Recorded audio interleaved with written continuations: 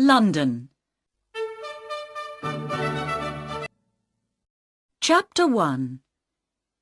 This is London. Every year, more than 9 million people come from countries all over the world to visit London. They go to the theatres and museums. They look at interesting old buildings, many of them hundreds of years old. They sit or walk in the beautiful parks, or have a drink in a pub. They go to Oxford Street to look at the shops, or to Harrods.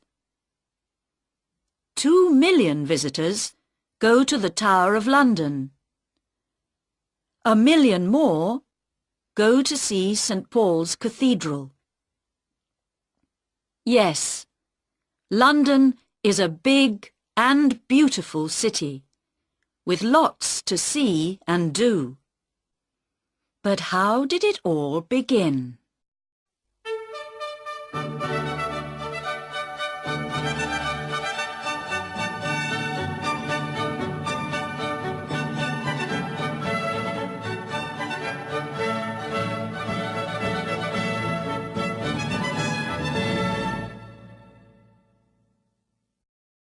Chapter 2. In the Beginning. The name London comes from the Romans. There were people living here before they came, but we do not know very much about them.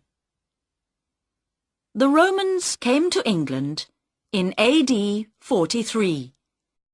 They built houses and other buildings and made a town next to the River Thames. They called the town Londinium.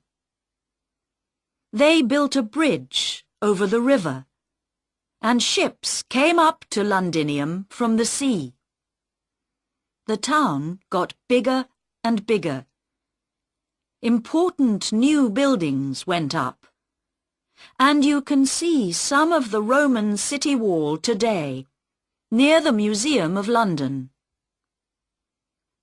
It was a rich town, with about 50,000 people living in it. But soon after AD 400, the Romans left Londinium to go back to Rome, and nobody lived in the town for many hundreds of years. The buildings began to fall down. Danish soldiers destroyed more buildings nearly 500 years later. King Alfred was King of England then. He got the Danes to leave London, and his men built the town again. In 1066, William the Conqueror came to England from France to be king. Soon after, he began to build the Tower of London. When Henry VIII was king, in 1509, 50,000 people lived in London again. By the year 1600, there were 200,000, but a lot of them lived in old and dirty buildings. In 1665, 100,000 people died from an illness called the plague. This was called the Year of the Great Plague. A year later, in 1666, there was a big fire, the Fire of London. It began in a house in Pudding Lane, near London Bridge. More than 250,000 Londoners lost their homes in the fire. It destroyed St. Paul's Cathedral and 88 other churches. But the fire also destroyed most of the worst old buildings, and the new houses that went up after this were better for people to live in. A new St. Paul's Cathedral was built between 1675 and 1711. By 1881, more than 3 million people lived in London. Today, more than 6 million people live here. There were 8 million in the 1960s, but in the 1970s and 1980s, people moved out of the centre of London.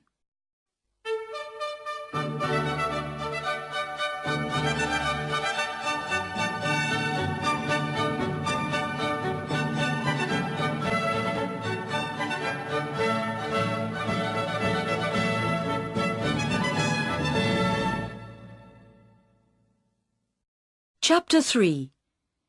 Visiting the City. A quick and easy way to get to different places in the city is to use an underground train. The trains run all day and most of the night.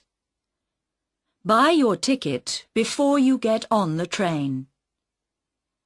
It's better not to make your journey between 8 o'clock and 10 o'clock in the morning, or 4 o'clock and 6 o'clock in the evening. These are called the rush hours. Thousands of people are going to work or coming home again then, and it is difficult to move or to find a place to sit on the train. You can see much more of London from one of its famous red buses. Some special visitors' buses take you to many of the interesting places in the city on one journey. It takes about 1.5 hours, but you can break your journey and get off and on again at the different places you want to visit. London taxis are called black cabs. Most of them are black, but some are not. You can stop one if it has a for hire sign on it. The drivers are usually friendly and helpful. Why not take a boat trip along the River Thames? Boats leave Westminster Pier and Charing Cross Pier, and they go to Tower Pier and Greenwich. Between April and October, you can take a longer boat trip to Hampton Court, about 4 hours, a beautiful palace in a big park.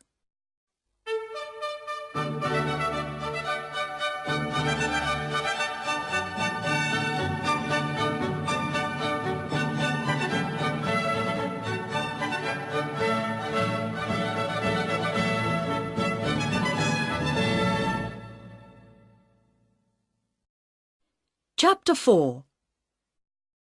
Some places to go. The Queen has her London home at Buckingham Palace. It is at the end of the Mall, a long road that begins at Trafalgar Square. At 11:30 most mornings, the soldiers at Buckingham Palace change the guard. It takes about 30 minutes, and hundreds of visitors come to watch. And in August and September, you can usually visit some of the rooms in the palace. But there are always lots of people coming to see them, so be ready to wait. You can also visit the Royal Mews at the palace. This is the home of the Queen's horses and coaches. The Queen's Gallery is also at the palace, and you can visit it at most times of the year. Here you can see pictures from all over the world. The Tower of London is now a museum and one of London's most famous buildings. More than 2 million people visit it every year. Yeoman warders, also called beefeaters, tell them all about the tower. You can see the crown jewels and visit the Bloody Tower and the White Tower. Or take a walk round the wall and perhaps see one of the tower's famous black birds, the ravens. Tower Bridge is near the Tower of London. It is one of the most famous bridges in the city and first opened in 1894.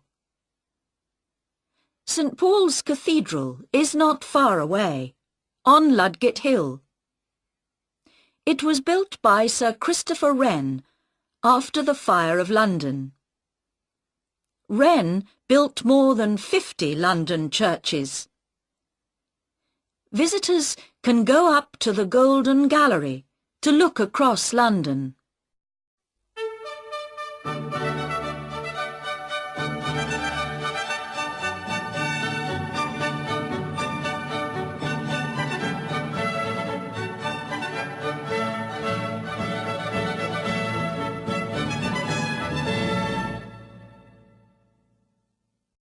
Chapter 5. Westminster. Westminster Abbey is more than 900 years old and is a very famous London church. After William the Conqueror, every king and queen of England was crowned king or queen here. The Houses of Parliament are near Westminster Abbey. This is the home of the British government. The clock high up on the building is called Big Ben. The Prime Minister, the head of the British government, lives at 10 Downing Street. Walk along Parliament Street to Whitehall, past the government buildings, and you can see the little street on your left. Parks and gardens.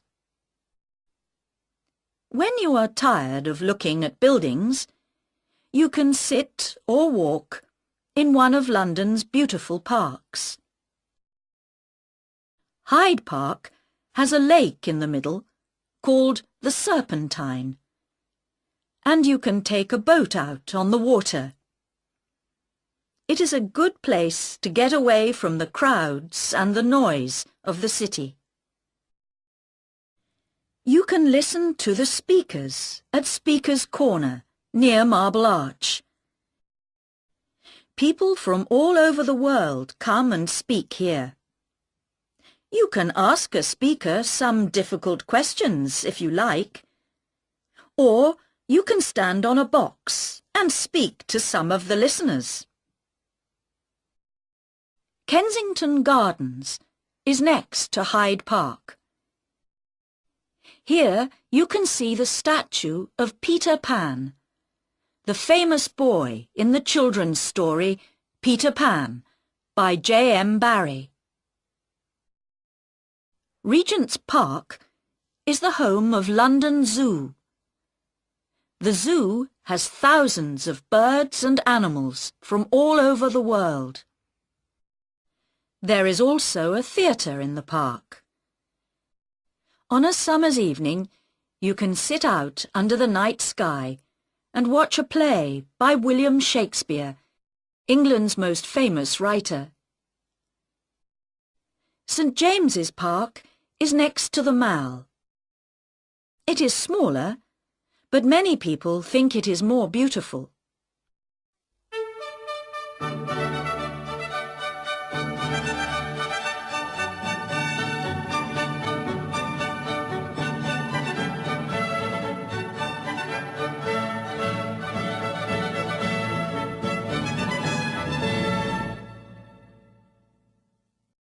Chapter 6.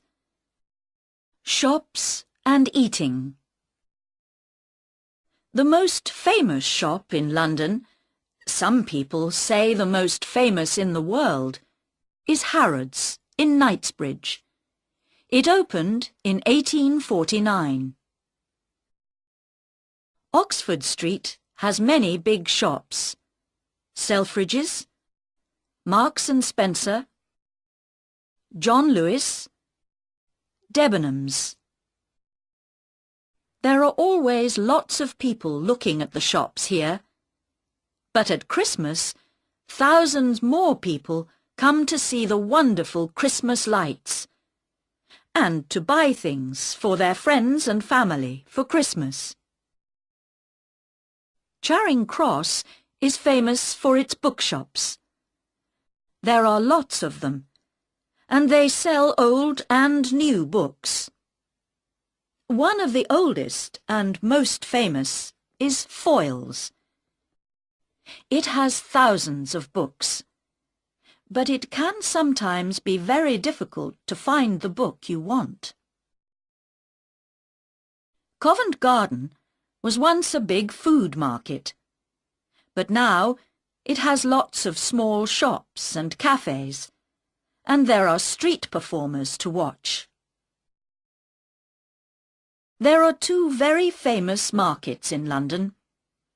Petticoat Lane Market, open on Sundays, is in Middlesex Street and is a good place to buy cheap clothes and things for the home.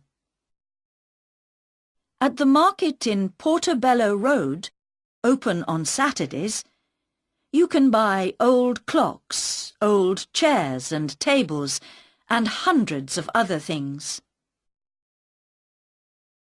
You can find food from nearly every country in the world in London. In Soho, in the West End of London, see map on pages 18 and 19. You can eat food from Italy, India, China, Japan, Greece, and lots more places. There are also thousands of pubs in the city. In many pubs, you can eat as well as drink. Or why not have some English fish and chips? They are cheap and good to eat. Or you can have tea at the Ritz in Piccadilly, or at the Savoy Hotel in the Strand.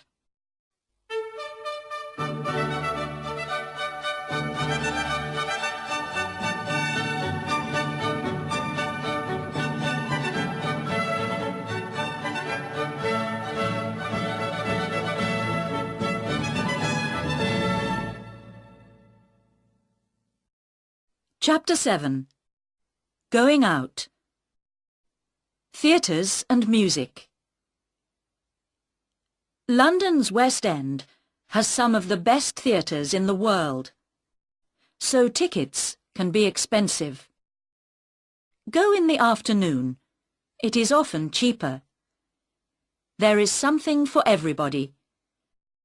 From a play by the Royal Shakespeare Company at the Barbican Theatre to Agatha Christie's The Mousetrap. This play began in 1952, and thousands of visitors see it every year. There are lots of cinemas to visit. The most expensive are in the West End, but you can sometimes get cheap tickets on Mondays. You can hear wonderful music and singing from all over the world at the Royal Opera House in Covent Garden, the Royal Albert Hall in Kensington Gore, the London Coliseum in St Martin's Lane, and the Barbican Centre, Silk Street. For ballet, go to the Sadler's Wells Theatre in Rosebery Avenue, or to the Royal Opera House. To get cheap tickets, buy them an hour or two before it begins. Do you like to listen to jazz musicians?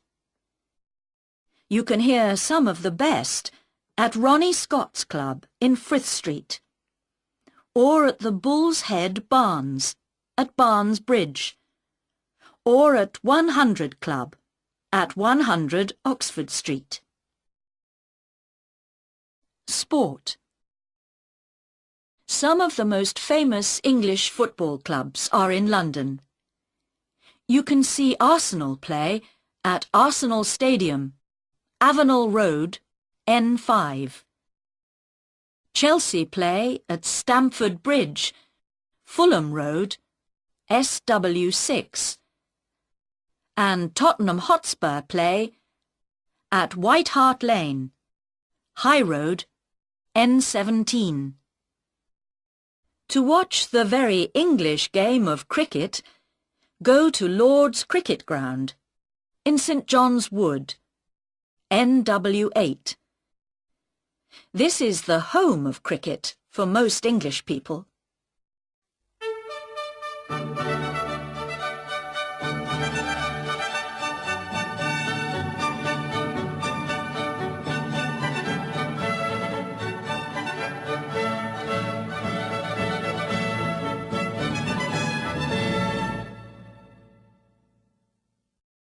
Chapter 8. Museums and Galleries. The British Museum in Great Russell Street is the biggest museum in Britain. Tickets are free. The Museum of London at 150 London Wall is one of the most interesting museums in the city. It tells the story of London and its people. One more museum that tells a story is the Museum of the Moving Image, MoMI, on the South Bank, under Waterloo Bridge. This tells the story of cinema and television, and there are many things for visitors to see and do. You can act with actors on a film set, or you can read the news on TV. 4 million people visit the National Gallery in Trafalgar Square every year. They come to look at more than 2,000 pictures. Tickets are free. At the National Portrait Gallery in St Martin's Place, you can see pictures of famous people. Tickets are free here too. The London Dungeon in Tooley Street is a museum of horror. 500,000 people visit it every year, but they don't always stay to see it all. Madame Tussauds in Marylebone Road is famous for its people made from wax. You can see famous people from the past and famous people of today. Abraham Lincoln, Mahatma Gandhi, Nelson Mandela, Pavarotti, Marilyn Monroe, Charlie Chaplin, Sylvester Stallone. And in the Chamber of Horrors, you can see some very bad people.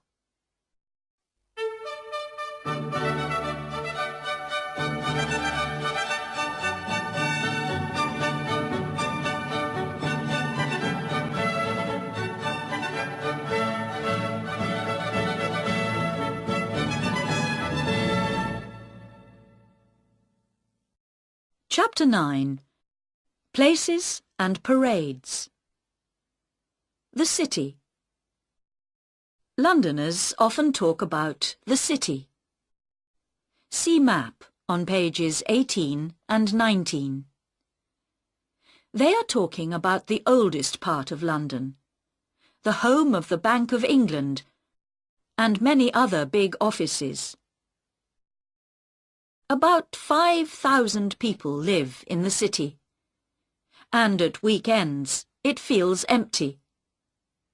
But between Monday and Friday, nearly 500,000 people come here to work in the banks and offices. Look for the city men with their dark suits and umbrellas. St Paul's Cathedral is in the middle of the city, and the Bank of England has an interesting museum that you can visit. Also in the city is a very tall building, 60.6 metres high, called the Monument. Christopher Wren built this too, and it stands on the place where the Fire of London began in 1666. Some interesting and exciting days. Every year, on a Saturday morning in June, Foot Guards and Horse Guards have a parade for the Queen. This is called Trooping the Colour. The colour is the flag that the soldiers carry. Thousands of people stand in the Mall to see the Queen and the soldiers go past. The exciting Notting Hill Carnival is on the last Sunday and Monday in August. There are 2 wonderful parades to watch, one on Sunday and one on Monday. And you can see them going through the streets near Portobello Road and Ladbroke Grove. On the second Saturday in November, Londoners can see their new Lord Mayor in the Lord Mayor's Show, a parade from Mansion House, the Lord Mayor's home, to the Strand. The Lord Mayor is the most important person in the city after the Queen. The first Mayor of London was Henry Fitzalan in 1189. They were not called Lord Mayors until the time of King Henry VIII. Big red buses, London policemen, Buckingham Palace, Speaker's Corner, Big Ben, Notting Hill Carnival. These are some of the things you can find in London. But there are many, many more. Come and see.